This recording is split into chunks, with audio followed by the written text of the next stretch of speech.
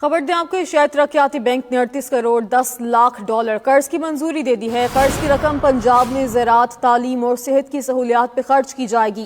اے D B اعلامی کے مطابق مجموعی رقم میں سے 12 کروڑ ڈالر کا رعایتی قرض ہوگا۔ مزید اس بارے میں جانیں گے اکرام ہوتی سے۔ اکرام بتائیے گا کیا ڈیٹیلز ہیں؟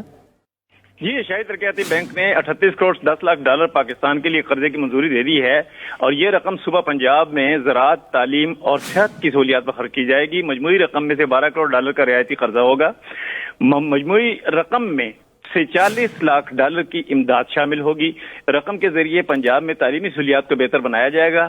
پنجاب میں صحت عامہ کی سہولیات اور مراکز کی بہتری جو ہے وہ ممکن ہو سکے گی۔